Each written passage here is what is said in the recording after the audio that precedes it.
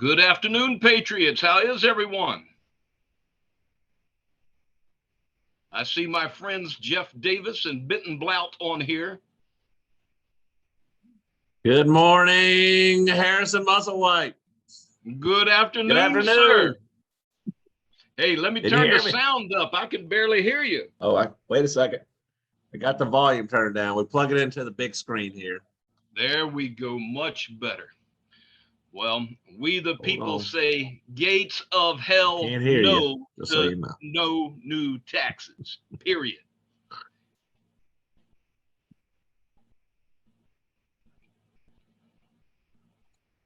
Is it working? All right. I didn't scare my buddy Benton away, did I?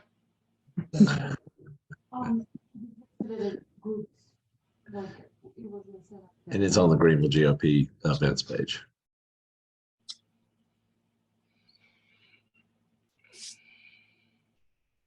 There's no link there, though.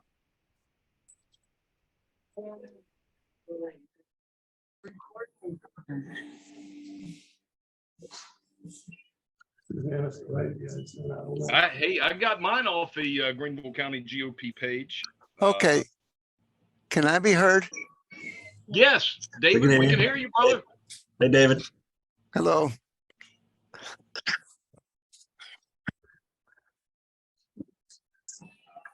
Hey, Chris, how are you? Welcome. Thank you for doing it. Hey.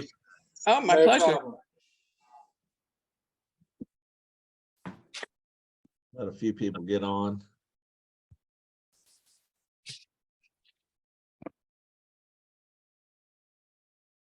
Hey, Susanna. Hey, hi. Thank How you are for you? all the work you put into your message. That was impressive. I'm trying my best with the time I have. You're Yeah. doing a great job, Susanna. Yeah. Well, I hope he comes. You know, I just wrote to Amanda Brett, and I showed her how much the school royster is getting paid, $283,000 a year. She almost flipped. Yeah, that's close to what the Postmaster General makes. Yeah. And just to let y'all know, I spoke with Jeff Cochran, who is the school board trustee for Simpsonville. And unfortunately, our friend Jeff Cochran, who we helped get elected, is undecided. So everyone needs to call and let him know. Yes. Hey, we the people have to do more with less right now. So does the school board. Do better with what you got. Yes, and I told my friend, oh, we pay in taxes. She says, see, but you see, you get a credit, but they still leave a portion. And I said, what about the rental properties? Because the rental properties, when people own more than one house, they don't get that discount. Yeah, I'm almost certain. I forget what they call it. It's kind of like your primary home. You get a big discount for your primary home, but vacation home, rental property, no discount. Yeah. So how many people have more than one property? There is in Greenville, a lot of people. Yes. Not me, and though, what Susanna. about I'm just a truck driver. What about vehicles? You know. Did anyone look at the budget summaries on the website, on the county website? I didn't get a chance to, David. Well, in 2018, it was a $305 million budget, and it goes up to a $398 million budget, or $399 million budget if you round it up. And the same thing with the and the amount of general funds they have operating. It went from $52 million, $52 million, and they're projected to have $65 million now for the 2023 fiscal year. So that's a projection. They don't have the actual. Hey, David, and everyone that's on, it's 12:34. So Chris Harrison is here. Why don't we, Oh, good deal. Thank you. So let's go ahead and open it up. I don't know who was going to host this. This was Harrison kind of running the show, whatever, but I don't mind introducing, and we got the Zoom call going. And Chris, I just want to say thank you for joining us today and letting us know a little bit about this. I know there's a lot of discussion around, and we'd love to hear your opinion as well. But if Harrison, I'll pass it to you, or if Chris, we want to just hand it over to the council. Let's open in prayer, Jeff. I think we definitely need the Lord's wisdom here. So, Lord, we thank you for this day. Lord, you're wonderful. You're great. You are almighty and omniscient, omnipresent. And Lord, today, according to your word, you said in James 1:5-7, if any man lacks wisdom or understanding in an area, let that man ask of God, and you will give that wisdom to us freely without condemnation. So, Father, we join together today in your name, in the name of Jesus, the name above every name.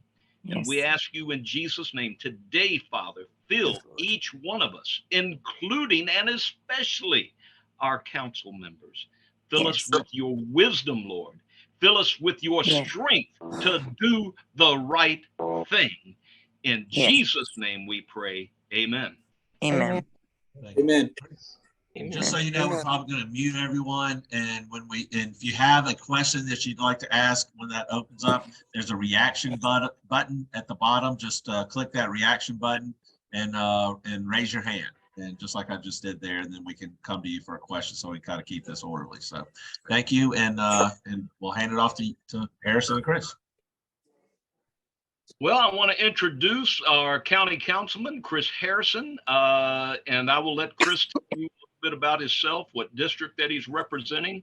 But in this particular vote, which they will be voting tomorrow to raise our taxes, our real estate taxes, by 22%.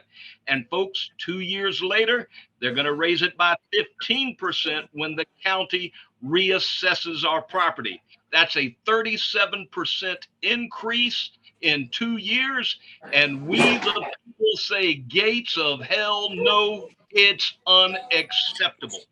But anyway, we will let our esteemed councilman, Chris Harrison, have the floor. And Chris, if you have any questions for us, please let us know. Thank you, Harrison. Appreciate it. And thank you all for the invitation. And forgive the background noise. I had a lunch meeting, so I'm at a restaurant here taking this Zoom call. So I apologize for any background noise, or maybe the nice ambient music might be a nice thing. So what I'd like to do, again, I don't want to have like a speech or any prepared remarks. I would like to make this more of kind of a Q&A format, but real quick before we do that, because I think that's going to be the best thing to answer exactly specific questions. Because I'll be honest with you, it's been a long couple weeks. I've been looking at this probably more than anything I've looked at before. But I do want to correct one thing you said, Harrison. I'm sure we'll talk about the 22% number, but the reassessment number, again, because I think there's a lot of miscommunication out there. First off, I don't know where that came from, and secondly, we're legally not. We can't make money off reassessment. If reassessment goes up, millage actually goes down to make up for that. So reassessment does not add taxes. I'm not saying revenue doesn't increase because obviously higher values, but the millage rate goes down if property tax or if value of real estate goes up. So reassessment, we are legally not allowed to make a profit off reassessment from a county standpoint. So I just wanted to correct that one thing you said. But anyways, so with that, again, I'd love to kind of make this a Q&A format if that's okay with you guys. Like that'd be the most effective thing to do. And again, I'm happy to answer any questions you guys have, because I know there's a lot of information out there. So I'd just like to open it up to questions if that's okay with you, Jeff and Harrison. Sure. And I'm going to start the first question because I have received this information from several other of our council members on the reassessment. Yeah. Reassessment happens in 2025. Is that correct? Yes, every 5 years. That sounds right. All right. Now, by South Carolina law, the Greenville County property assessor cannot increase more than 15%. Is that correct? That's correct. Okay, so that's where the 15% number came from. Whether you make extra revenue from it or not, it's irrelevant to we, the people, because it will increase our tax amount. No, that's incorrect. That's Well, incorrect. right. Say, let's do simple math. Say that my home was $100,000. Say they increased the value, the taxable value of it, by 15% to It's about 31, 115,000. 31, 32. That's what we're doing, is just simple math. In that instance, millage would go down. If you look at the last 30 years of the millage rate, we're at the same level. It's gone down several instances because of reassessment. So it's not that mathematical. But we're not talking about, as far as what we the people are talking about, we're not talking about millage rates. We're talking about the actual amount of what we pay. And the actual amount of what we pay will go up. If they go ahead, Jim. Yeah, and Harrison, let me correct what I think Chris is trying to say. If my house goes up, your house goes up, our taxes do not change if they both go up to 10 or 15%. It's really a rebalancing. Is that correct, Chris? Thank you, Jeff. That's correct. It's a rebalancing of the home values, property values, all of those types of things. So I think with the reassessments, what Chris is saying is the county does not get more money because everybody's house rate is reassessed up 15%. If everybody's house rate is reassessed 15% up, then the millage rate would go down 15% and the county would end up having the exact same amount of money at the end of the day. It's just a rebalance. That's correct. So the millage rate would go down to compensate for the increase of value. Is that correct? That's correct. All right, well, I received the wrong information, so I apologize. And that's why we got you here, Chris, is to, give us the correct information. However, I do want to speak on behalf of all of us. I personally haven't had a raise in 3 years, and I think a lot of us haven't had a raise in 3 years, yet the value of my money has gone down. To give you an idea what $100 could do for me 3 years ago, now it's worth about $60. My income hasn't increased. So what have I had to do? I have had to manage better what I have. I have had to do more with less. And that's what we are demanding of our county council and of our budget administrators, to do what we the people are doing right now. And that is do more with less. Cut the fat. I've had to cut a lot of fat in my budget. And we expect our county administrators to do the same as what we have to do. Now, things get better. Say that we get a great president in a couple of years and things get better, then we can look at possibly increasing the millage. But now is not the time, when families are hurting because the value of our dollar has decreased, not a little bit, but drastically. Here in my own neighborhood of Martins Grove subdivision, a third of the people here are retirees. Well, you know what? These retirees haven't received an increase in their Social Security that matches the rate of inflation. So just like me, just like almost everyone on this call, they have had to do more with less. And that's what we are demanding of our elected officials. Well, and Harrison, I get that. We're as conservatives, as Republicans, we're against raising taxes. And Chris, I think you campaigned. Correct me if I'm wrong. I've been told by a few people that you campaigned on no new taxes or keeping taxes low. Is that correct? Yeah, I'm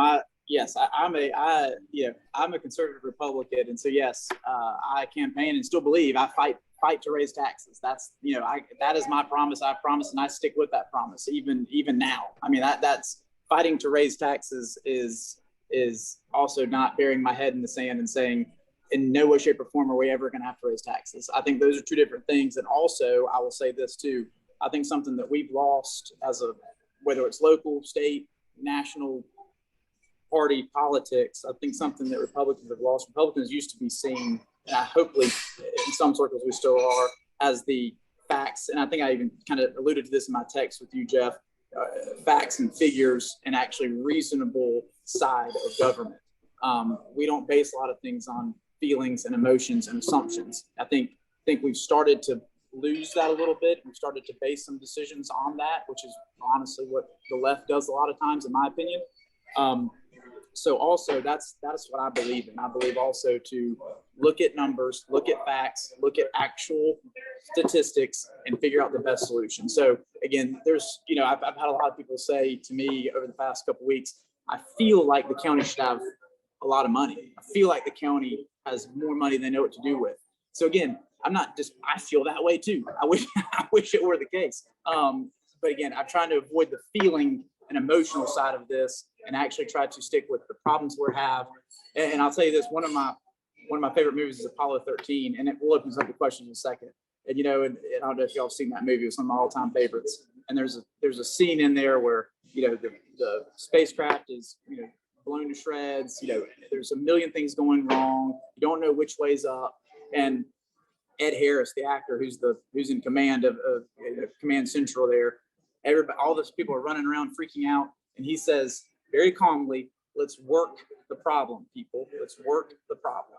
And that's kind of what I believe in. So that's what I'm trying to do. So anyways, I'll open up the questions. I don't want to get on I don't want to be just.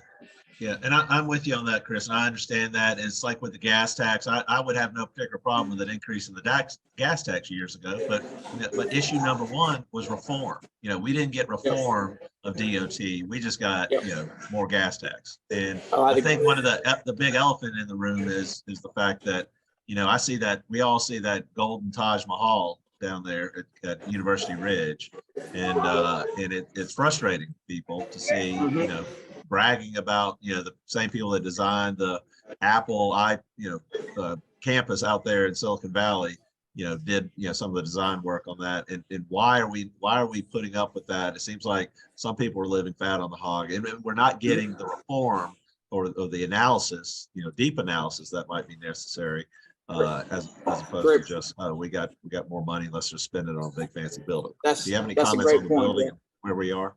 Sure, that's a great point. I'm actually glad you brought that up. So I was not on council when I was approved, but I can tell you this. So this is my thoughts on that. We can debate, and again, I wasn't on council when the actual building itself was approved. We can debate the cost of the building and that sort of thing. Again, that's not my wheelhouse. But what I can tell you, the overall project was actually a very good thing, and it still is a good thing. And let me touch on that. So taxes. That is not has nothing to do with the tax increase. Zero. I've heard people say that is no bearing on the proposed tax increase. So, and let me say this too, on that note about the University Square development. So something I've been working on, and I plan to bring it up tomorrow, and I've mentioned it to several people. So I've been working very hard on this, and where we're at currently, just to give you a big picture. So there's 38 acres there on County Square. And obviously that's prime real estate. And what we're doing is we're using a very small portion of that 38 acres for the office building. That's why it's 4 stories and again, the glass and stuff I can't speak to. That's out of my, I wasn't on board then. But using a very small portion of the site for the new offices. When we move in there, obviously we're going to tear down the old building, and it's already been, there's developers lined up. There's a development agreement in place to sell off the land at very high prices that will pay for the building. Okay, so that's going to be in of itself pay for the building. And there's Whole Foods. It's going to be a lot of big development, a lot of good stuff. And this is downtown where it should be. And so that's that. So it's covering itself with the land sales. Now here's the kicker that I'm going to put forward tomorrow night, is that after everything is built, which again is probably going to be in the 4 to 5, maybe 6, 7 years based on the timeline, it's going to be kicking off $25+ million a year in property taxes. This is something we're not getting anything from now, but it's projected $25 million+ in property tax. That's after it's been paid back. So you're gonna have the land sales, which will pay the actual development cost and the building cost. And then you're gonna have this $25 million a year income, additional income. So what I'm proposing, the proposed millage increase that we're voting on as well, is a $32 million increase, or added revenue, I should say. So you have 25, you have 32. My plan is to make, and we're not allowed to bind future councils. I understand that, but I think there are some steps we can take. What I plan to do is probably going to be a resolution, I think is the best format of all of the net proceeds that are driven from those property taxes on University Square to reduce the millage correspondingly.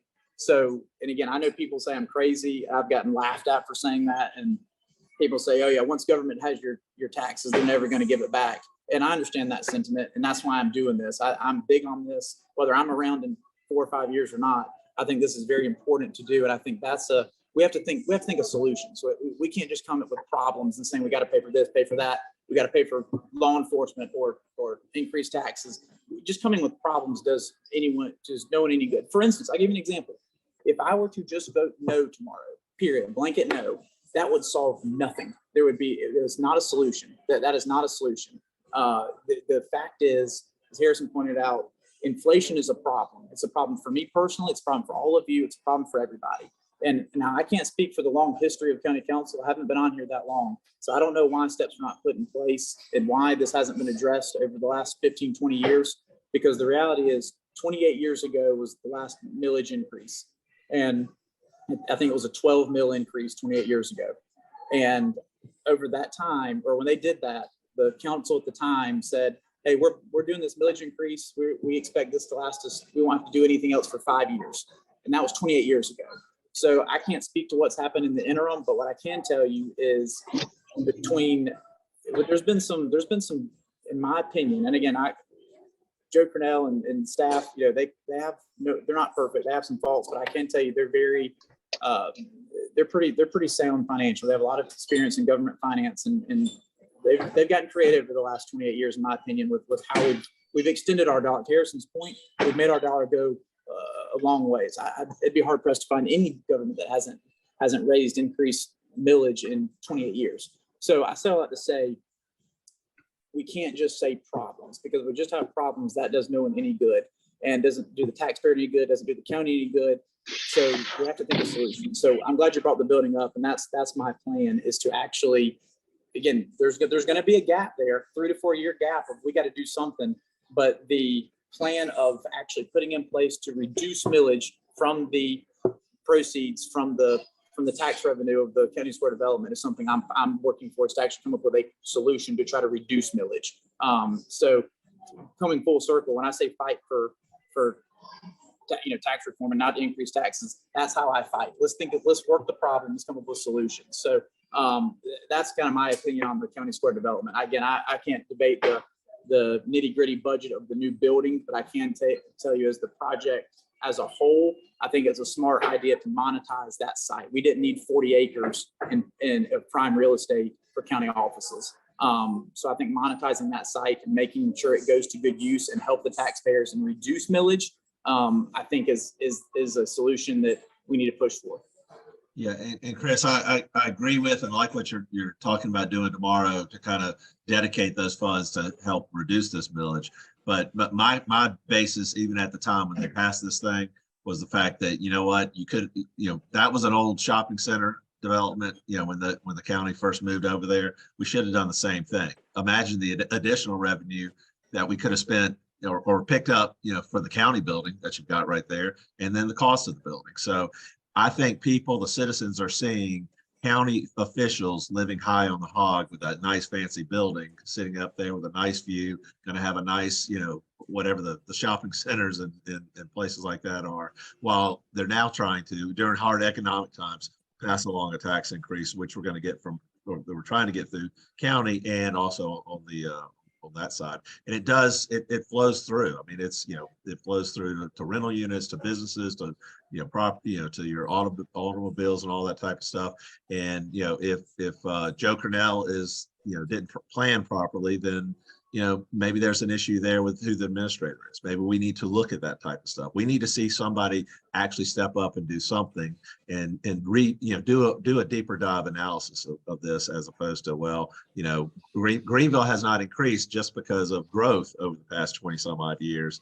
And now we're incentivizing people to move here. Now we're saying we need increased taxes because so many people are moving here, and it's really not, and we're building more. It's really, for me, as a financial person, I don't understand it. And I think we can go back to the table and fix some things and see some real sacrifices. And if I'm all about the employees, but I'm not about, county administrators and getting nicer facilities. I'd love to work in that building. I've worked in fancy buildings in Atlanta, but that's what our clients were paying us. We weren't working as public servants, and I think there's an attitude change that needs to be addressed there. But I'll hand it off to David. David, you've got a question, sir? Yes, I have a question. Do you hear me okay? Yes, sir. Okay. I don't understand why we really even need to have this budget increase.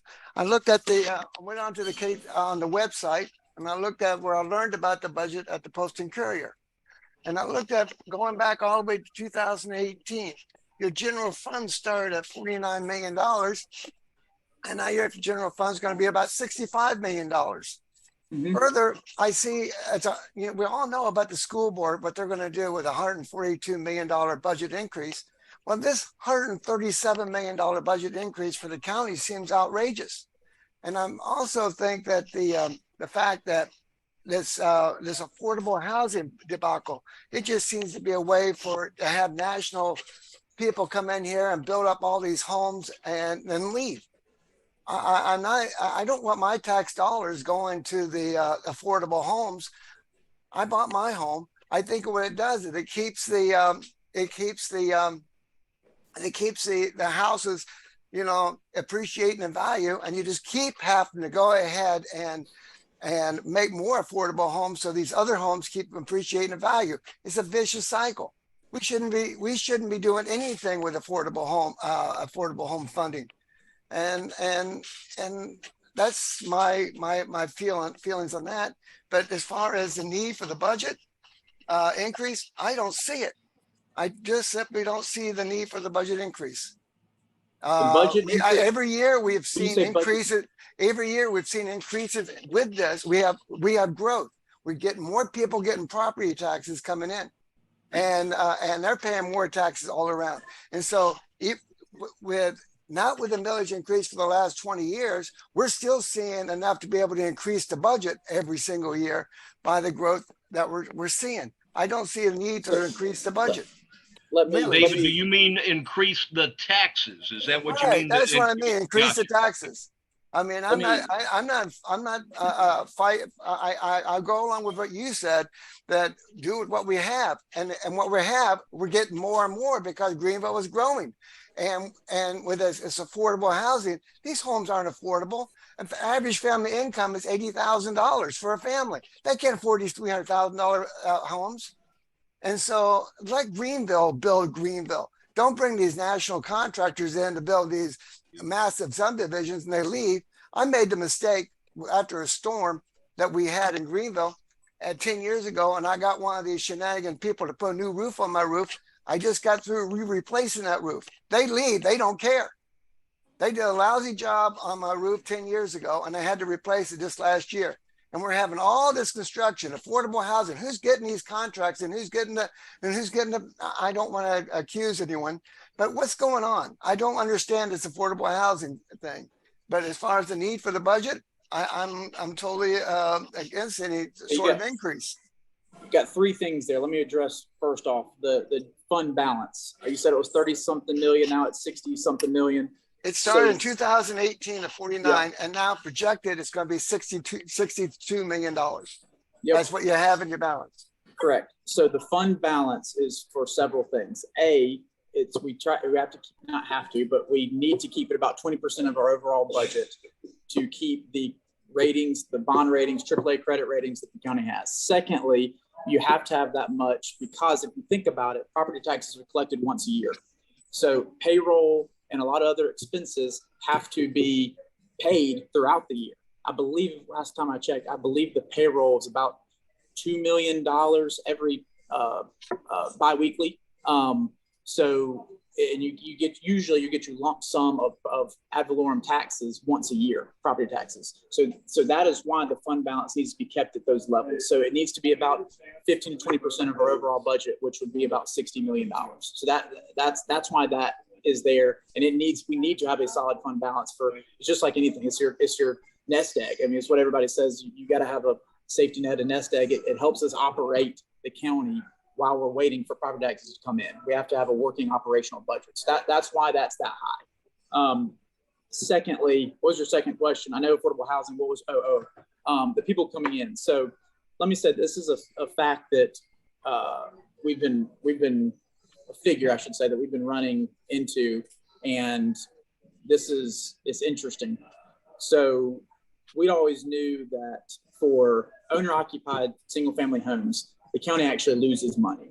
And so we just got some numbers to that. And so for every dollar that is paid in property taxes for 4% owner-occupied homes, we spend $1.57 in services, whether between law enforcement, between convenience centers, landfill, all the services the county provides. For every dollar that we get in property taxes, we spend $1.57. So effectively lose 57 cents for every dollar on the services we provide for owner-occupied homes. So the fact all these homes are coming in, these single-family homes, it hurts us. I mean, growth is killing us. So on that note, you mentioned affordable housing. So affordable housing, let me be clear too.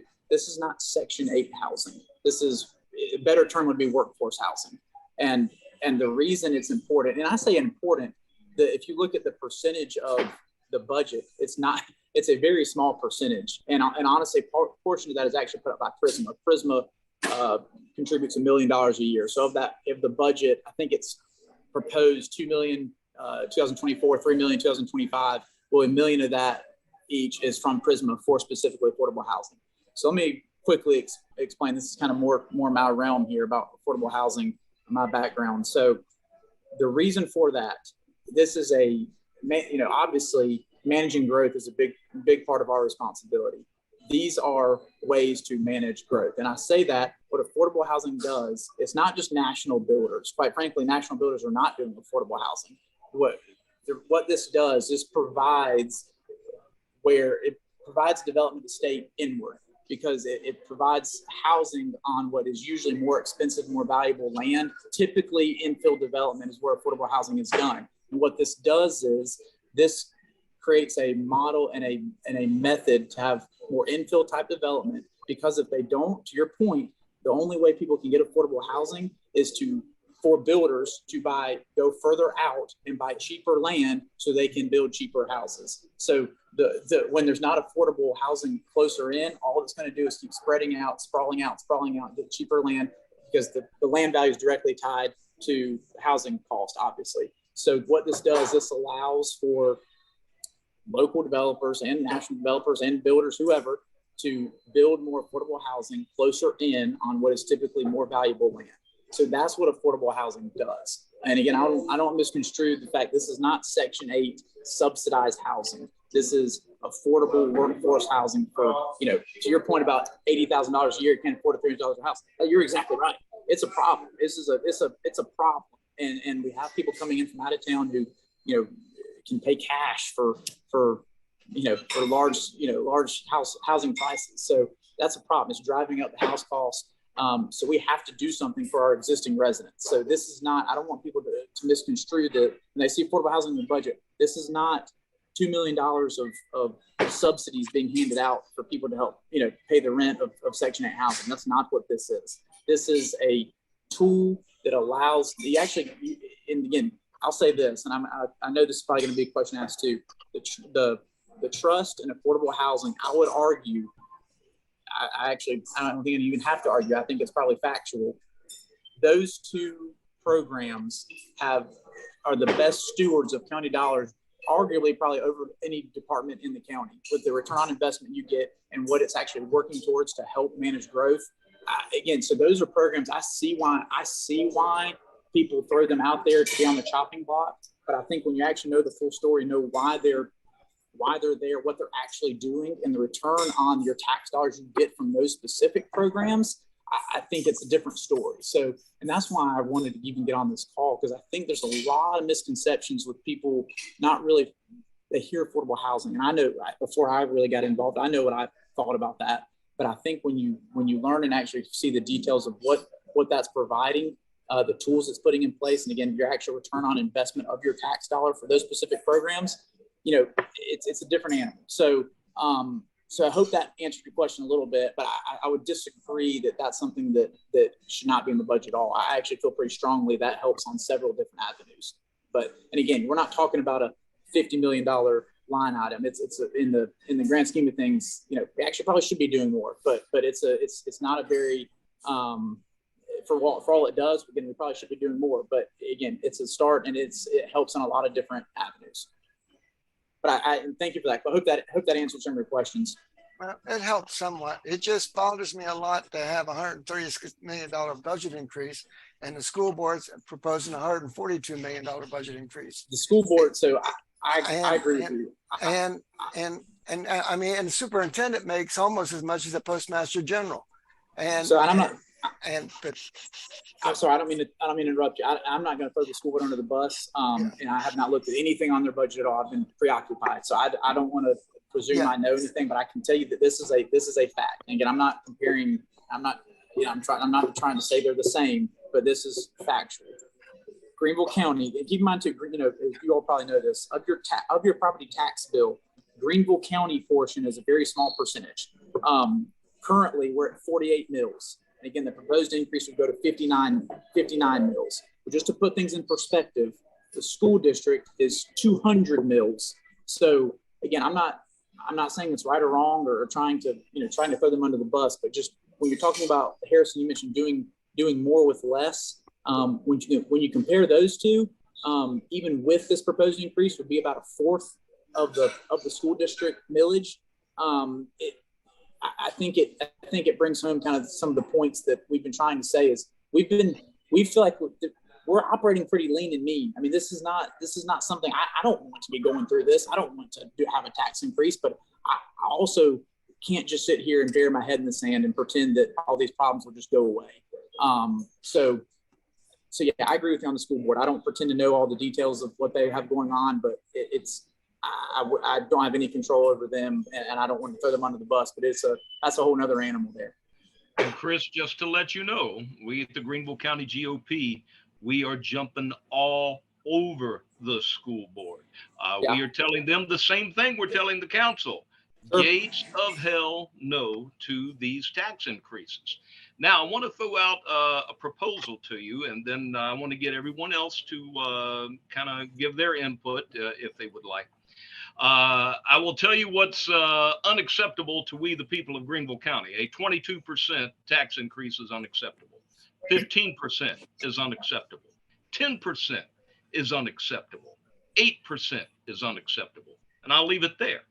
Now, if we're going to do any tax increases at all, and if you want the support of the people, then we need to see a couple of things. We need to see corresponding cuts of the fat. And when I say the fat in the library system, because the majority of us understand, a lot of folks in the library system, not all, are groomers.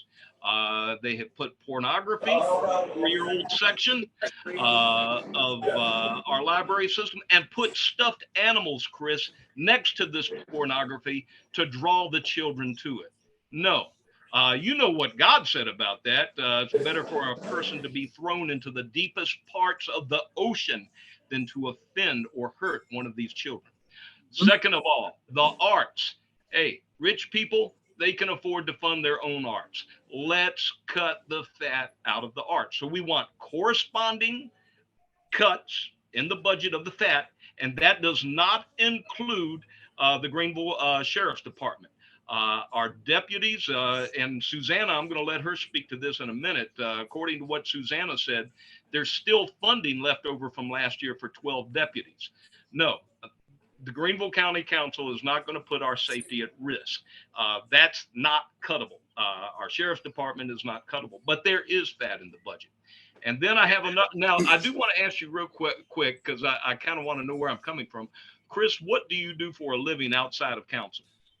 I'm a real estate investor. Okay, well, you might not like this part, but I'm going to give you a way that if we're going to have any tax cut, and I told you 10% is unacceptable, 8% is unacceptable. I'll leave it at that. But if we're going to have any millage increases, we want corresponding cuts of the fat in the budget. And we also want the county to raise funds in another way. And that way will be by increasing permit fees, land use fees on this excess real estate development. Nobody wants to stop growth in Greenville, but we've got to let the infrastructure catch up. So we do need to slow down the growth a little bit. So these big home builders, they need to pay more. So let's increase the fees on these home builders that are going in, wiping out whole forests. Let's increase the fees. That will increase your revenue. So, and this is just simple math. If we have a 6% increase in taxes, and we'll see if what the folks here say about that, then we want to see a minimum of 6% in cuts of the fat. And like I said, we want to see it in the library system. We want to see it in the arts. That's fat. But we also want to see at least a 6% increase in revenues by increasing the permits on all of these new real estate developments. And I'll let, and that's a way, hey, one thing I've learned, I do know how to increase revenue. Those are two ways to increase revenue beside tax increases. 2 points. I think you make great points. 100% agree with you on the library. We've already started to fix that, and we will fix that as the board continues to come up. So that is agree with you 100% on the library and the issues there. Secondly, the arts. So the arts are paid for through hospitality tax, which is something that has to go for, that's done through hospitality tax. So that has nothing to do with your property taxes. That's a completely separate. Greenville County Council, beside hospitality tax, no part of our budget goes to the arts, to the Peace Center, on down the line. To my knowledge, unless it's like a capital project that's special, unless I'm forgetting something, I believe all of the arts just comes purely through hospitality tax. If you can find where I could be wrong, just off the top of my head, I could be missing something, but I believe everything is done through hospitality tax. So, but I do agree with you on that point. But again, that's whole separate dollars that we have to use for those types of tourism type things. So that has nothing to do with our millage increase. And lastly, you hit on the percentages. So let me say this again. As I told you, I do for a living. I'm a numbers guy, and also what I told you for a living. So I don't take this lightly. This is, like I said, it's going to affect me personally too. I'm not sitting here in my, to Jeff's point earlier, I'm not sitting here in my castle. It's going to affect all of you and not me. So this will affect me tremendously too, and my work. But so let me just make sure everybody's on the same page here. I know the news ran the headline of 22.5%, 22% increase. I'm not arguing the math. What I am arguing is how it's phrased. So it is a 22% millage increase. Okay, not a 22% tax increase. Your actual tax bill increase because of this millage increase is in the 3 to 5%, depending on where you live and what all your taxes you have, special purpose district and so on. It's going to be actually a 3 to 5% increase of your tax bill. The millage increase is 22%. Let me tell you, let me explain it to you a little bit. So, and again, I'm not arguing that number. I'm just arguing what that actually is a percentage of. So just think about it this way. If you're paying and it's probably because our millage has been so low, it's obviously going to be a big percentage number. So think about you're paying $2 towards something. You have a $2 bill. And let's say that bill increases $1. So obviously that's a 50% increase. Let's say you're paying $100 to something and it increases $1. That's 1%. So I'm not disputing the numbers. I just want to make sure everybody's clear of what exactly that 22% number is, because that's been thrown around. I've gotten beat up with that number, and rightfully so, because that sounds like a very big number. I just want to make sure everybody's clear on what that is. That is the millage number, not your tax bill increase. So your actual tax bill increase is about 3 to 5%, which fits exactly what you're saying here. So like again, I want especially you guys to understand this is not something that is I'm a like I said, told you I'm a conservative Republican. I'm going to fight against tax increases. So everything you're saying is stuff that we've been very cognizant of. And so I just want to make sure everybody's on the same page. You don't have to agree. I'm not trying to sway everybody in a certain direction. I'm just telling you the facts that I'm seeing and the due diligence I'm putting in and where we're at, where the problem is. And let me say something else too about law enforcement. I'm a huge fan of Hobart. I think he's tremendous. I think, we're going to give him everything he needs to be successful. I want us to have the best law enforcement in the Southeast, So here's the problem. So of our operational budget, 82% of the budget is salaries and benefits, employee costs, basically, including law enforcement. And 62%, 61 or 62% is public safety, law enforcement, EMS, detention center. So every model I have run that I have looked at, there is not a way to not deduct from the public safety budget and not increase millage.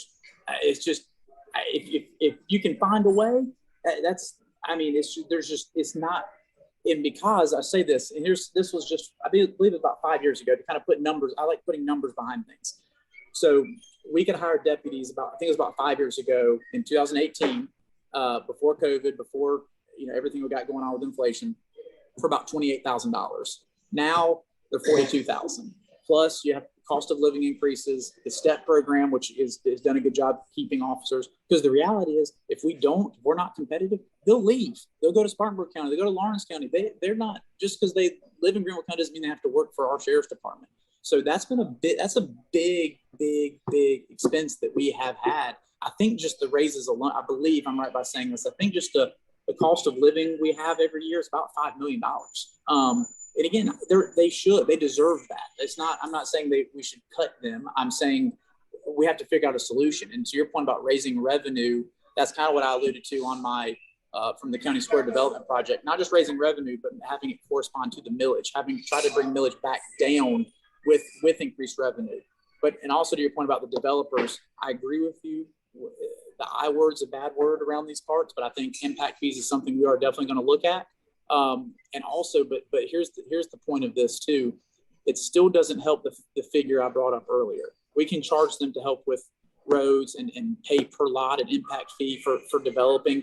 But after somebody buys that lot, builds their house, that fact remains that for every dollar of property taxes we receive, we have $1.57 in services. So there's only a couple options there. It's to increase revenue from those types of sources or decrease services. That's really the only option we have. And when I say decrease services, that would include, deputies, and include sheriff's deputies. It would include, like I said, right now, I know I use it. The convenience centers, the recycling convenience centers are free, and I take advantage of that personally, and I think we all should. But we have to start charging for that. So I mean, it's the balance of services versus millage versus revenue, and so it is a math problem. So you bring up a lot of good points, and I agree with you. It doesn't solve the problem. And one more point I want to mention. We just approved, again, this is all rightfully so.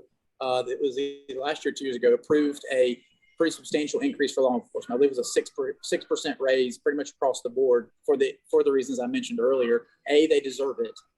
B, we want to have a strong law enforcement. And C, we have to retain them so they don't leave. I mean, it's just a fact. They're going to go where the money is, and I don't blame them for doing that.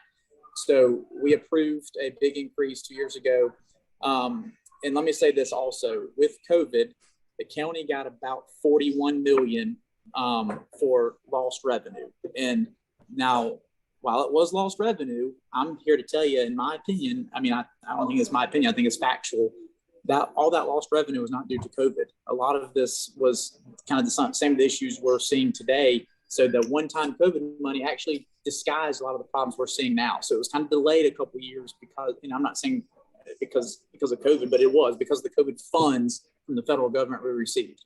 It disguised it helped offset some of this lost revenue that we're seeing. So, so that's just a fact. So if we don't change anything, this is the stat from the administrator. If we adopted the exact same budget as the previous 2 years, we would be in the hole roughly $20 million a year. And so we're operating at a shortfall as we speak because of the reasons I mentioned, because the services we provide, because the increase in salaries and benefits for all of our employees, but including law enforcement, which is the largest chunk of employees, and EMS and detention center, all the public safety.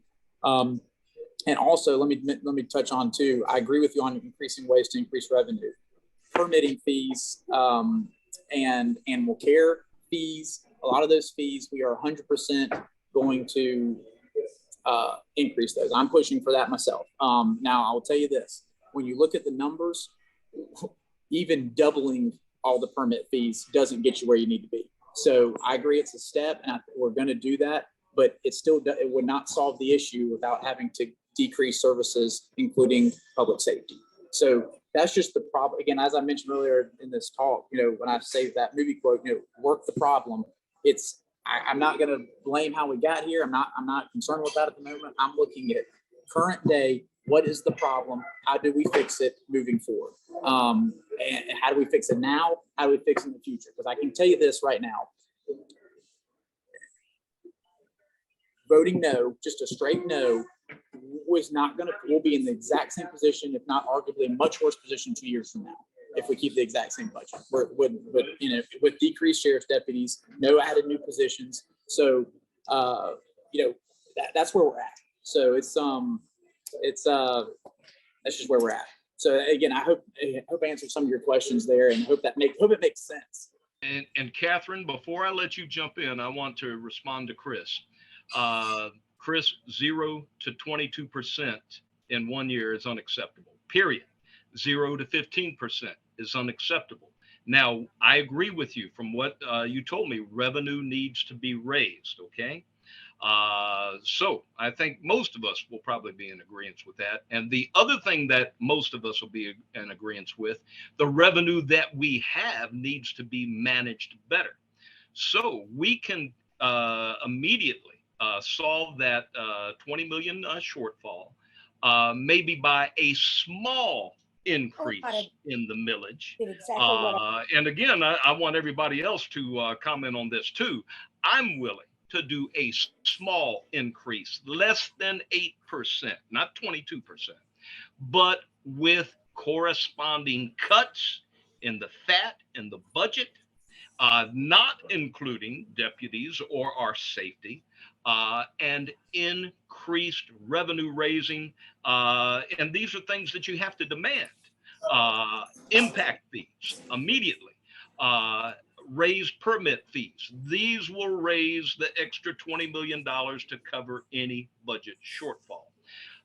So we're not unreasonable, but 22% in 1 year is unreasonable and unacceptable, period.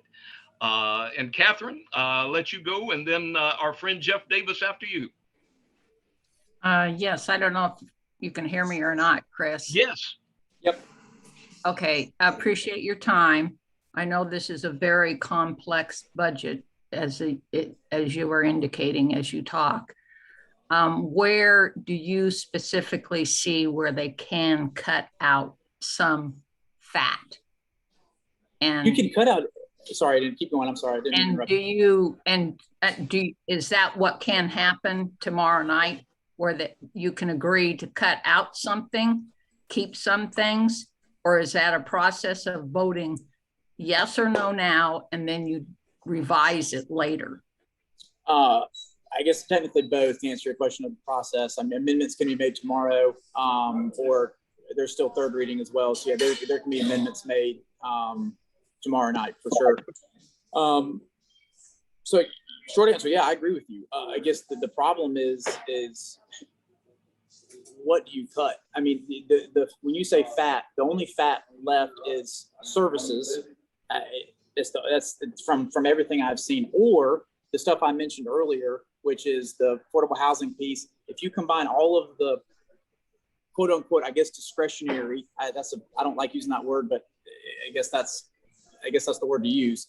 If you take out all of it, can they be separated out and because sometimes the bills are so full of things that possibly the affordable housing come out and be worked on in a separate way, since you indicate that it's doing good, it's losing, but it's doing good, because that is absolutely true. To have a house increase almost 1.5% in less than 6 years here, nobody can afford these houses now.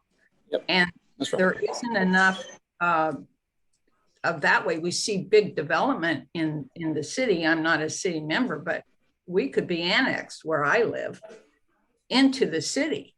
They've already annexed the big property where the Woodlawn Mortuary. Anyway, I'm just thinking sometimes. Hopefully, you're thinking exactly how I'm thinking, and what I've been struggling with, like I said, is even if you take all of those types of programs out, I think the total was, and this includes I'm including a $2.5 million allocation for the Conisty Dam, which I think that's a big deal. So even taking that out, I think if I recall correctly, if you take out all of those types of programs that I think some other of my colleagues have indicated they're going to try to take out, if you take all of them out, I want to say it's 10 million-ish or so. That still doesn't mean that there's still going to have to be a tax increase. I mean, even if you take all that out. So my point, what I'm saying, Harrison, to your point, is that there is not a way to do it without increasing millage or cutting public safety. At least some. It's impossible from what I've seen. Public safety is unacceptable. I agree. And like I said, increasing millage by 22% is unacceptable.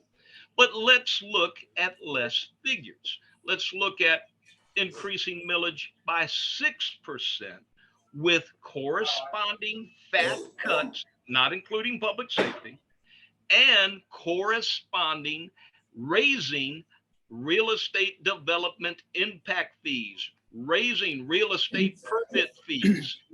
That will solve the problem because it's three things combining to reduce the current deficit.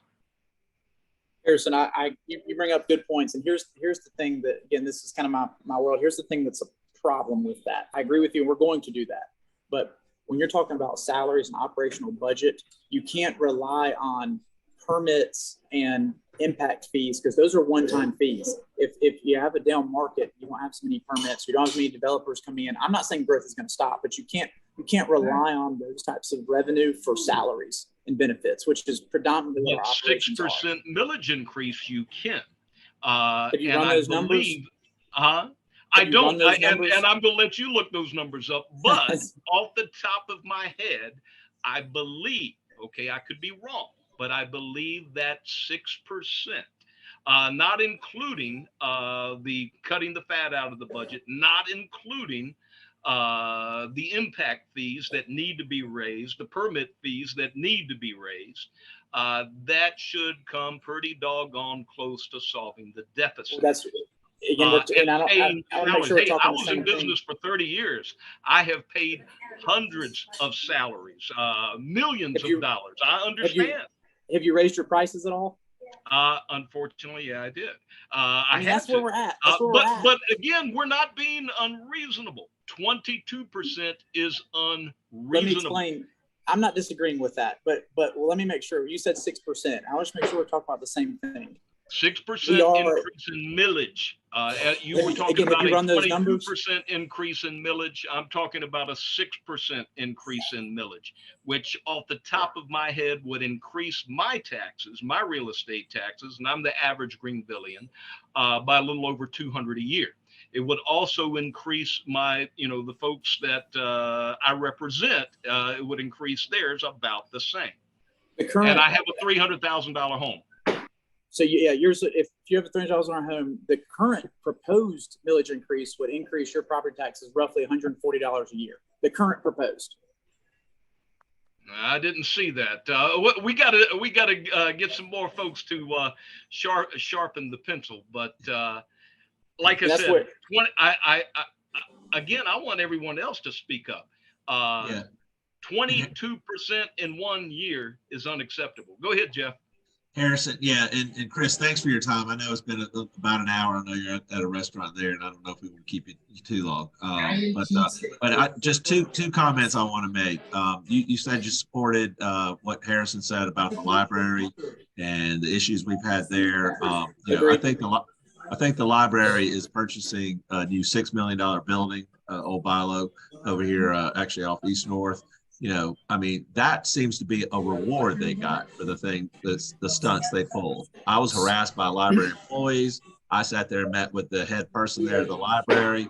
Had we gotten a vote in support from the county council, I know Joe Dill put it up, and there was, I guess, some personality conflicts there.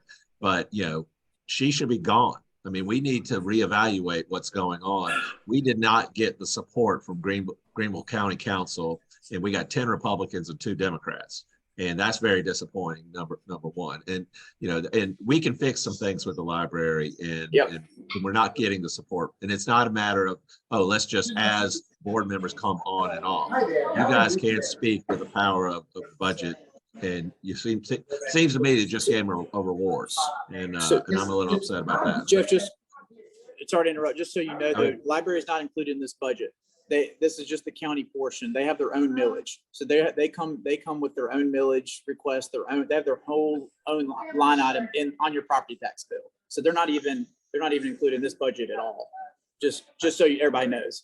I get that, and I had someone suggested to me the other day we ought to just get rid of the library, and I know that might not be a solution, but expanding it, giving them more, you know, employees. You know what it takes to become an employee of the library. You have to be, you have to have a major in library science. I don't know a conservative that is a major with a degree in library science, and we've got a problem there in what they're doing, and we did not get the support from county council. And that's, I think, is going to be a bigger issue in the next election cycle that's coming up, whatever race or those individuals might be running for re-election and or a different office. So that's kind of number one. And I wish we could have had your support on supporting that. You know, just as what support? I think we did. I'm not sure what you're referring to as far as board. The only vote we really had is board members. Is that what you mean? Yeah, y'all voted against the resolution about the library board. Yeah, to put the board member up. I'm sorry, I'm not following what you're saying. No, I think there was a resolution in regards to Harrison. Remind me exactly how we termed it, but Joe Dill submitted it to county council, and you guys voted against it. I think it was a vote of 3 to 9. Demanding it, if I remember right, in the resolution, it demanded that the library ruling board remove the pornography. It was the LGBTQ pornography from the 4-year-old section, I believe, to the adult section, and that was turned down by the council. I 100% agree with that, but not to get completely off on a tangent because that's not in this budget. But I will say this. I agree with the premise of that, but when we start getting in a situation where we're telling other boards what to do, that's not a good precedent to set. So the plan is to get the right board members on that board. Unless that other board is doing perverted things and putting perverted pornography in the 4-year-old section with little teddy next to it to draw the children to it. Chris, you know that's wrong. I agree with you. Jesus would make a cord of whips and beat the tar out of them, brother. We demand that the council protect the children. But I think I can speak for all of us, getting back to where we came from. We understand that revenue needs to be raised. But we demand, first of all, that the county do more with less, like we the people are doing. 22% is unacceptable. 10% is unacceptable. Look at something under 8%, and maybe we can get with you on that. And then you raise the other amount that you need by increasing permit fees, impact fees, and cutting that out of the budget. And you know what? I think we can probably all of us on this call will agree to that, and we'll be 100% behind you. I know several of our other council members will be with you, but again, 22% is unacceptable. I appreciate that. We demand the county do more with less, like we the people have to do. And before you leave, Susie is a great patriot, and she is one of your supporters, sir. So I would love her to be able to ask you a question. Go ahead, Susie. Susie, I can't hear you. We still can't hear you, Susie. So I would say, I don't know if you all Yeah. Susie? And Chris, I'll just make the comment. I think a lot of people would just like to see the county council vote no, and go back to the drawing board and see if you can't figure out some ways to cut this a little bit. You know, Yes. show some effort. There's always a way. Where there's a will, there's a way. I think people just like to see, you know, let's And go that's back to the fair. drawing board. I'm here. And that's Sorry. fair. I think to your point, I also want to make sure people understand too, that just getting on these calls is not the only work we're doing. I can speak for me personally. I mean, I've had a lot of sleepless nights the past month looking at ways to cut, and what I've been trying to be brutally honest with you folks today on this call, and making sure that I've told you exactly my honest thoughts and trying to be completely transparent with you all of what I'm seeing. But sorry, Susie, go ahead, Susie. Yes, I want to tell you, not everyone is it has their own business, that if something goes wrong, they can raise their prices. Okay, not everyone.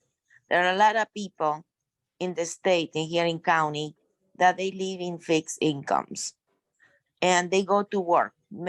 Fathers and mothers that they go to work, and they have to pay child support and this and that.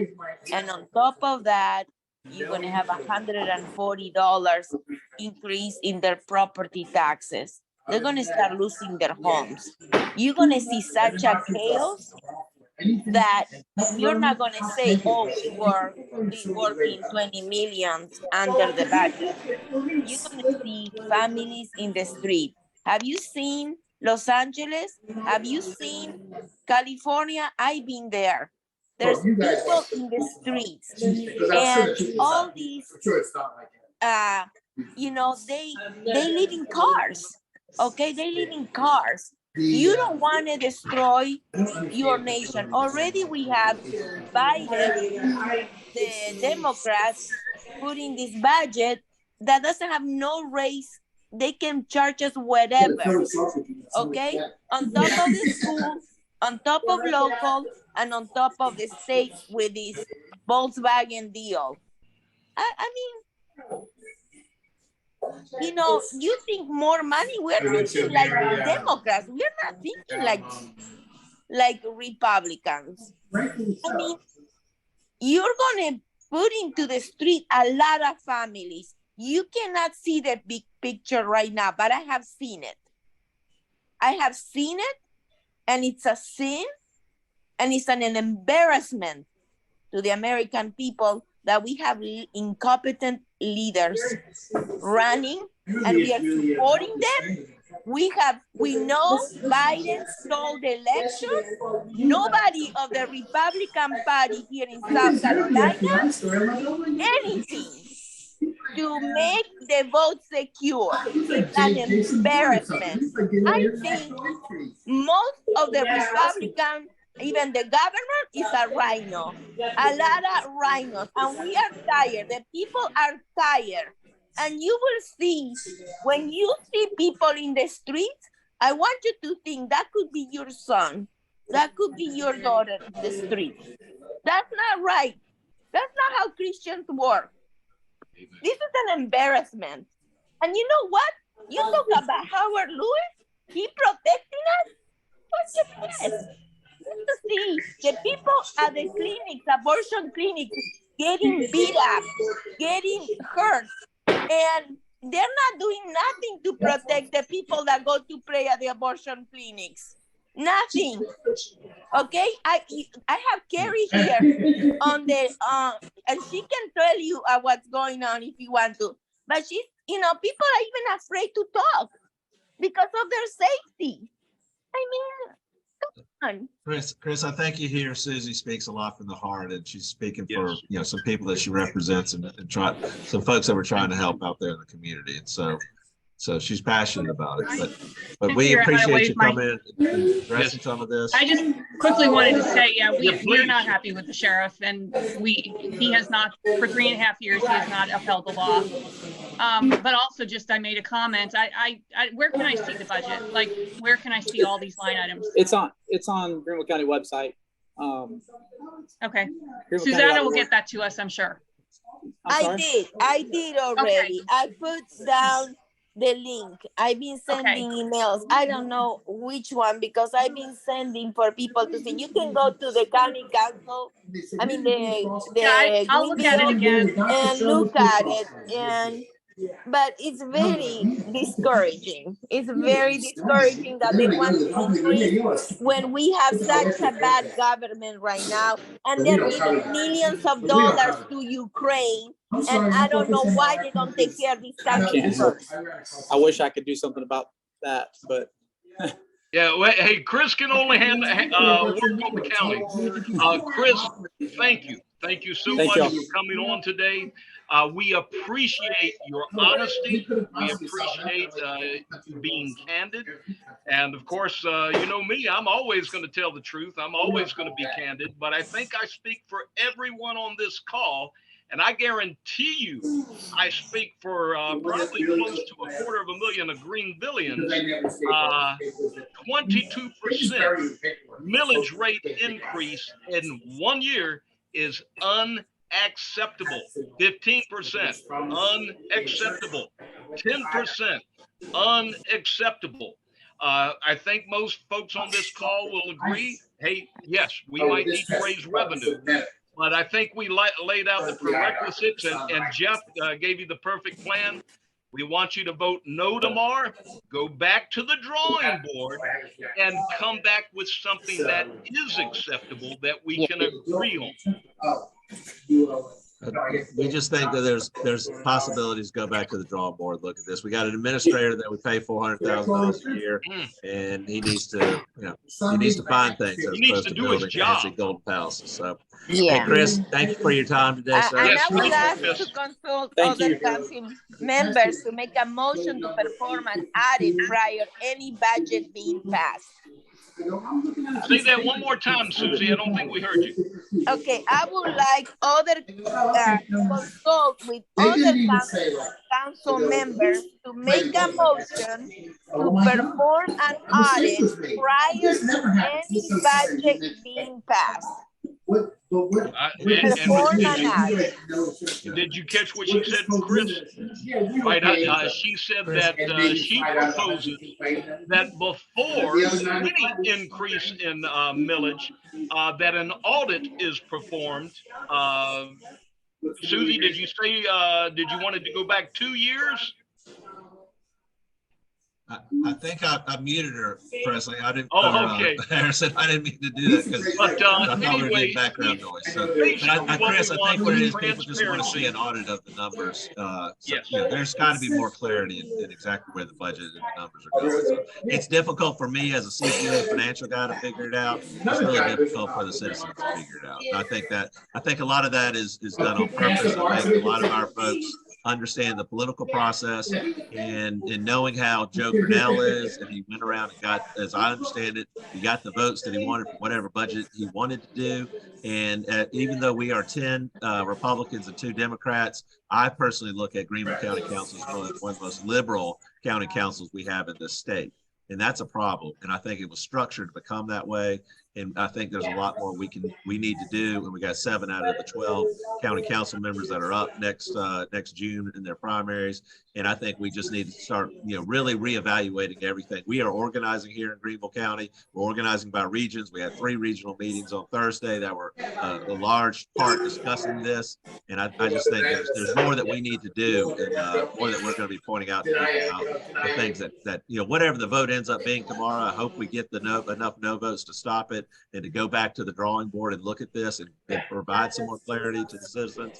But no matter how the vote comes out, it's going to be a win for us. If we win it by stopping it and getting people to reevaluate it, or if we were to lose it and expose the fact that we got county council members that are willing just to vote and increase millage rates and are kowtowing to a county administrator that's highly overpaid and seems to be much more on the liberal side. Because one of the things we teach people is the problem is the attorneys, the administrators, they're not on our team. They're not on the conservative team, they're not on the weak people team. That's just what we need to get. But I appreciate your time coming on today. We'll work on some of the questions we might have, but for a call in the future. But we look forward to seeing you tomorrow night. Thank you for your time today, Chris. Thank you all very much. Appreciate it. Thank you. Thank you, sir. Well, great call, everybody. Susie, you did great. Everyone did. And of course, 22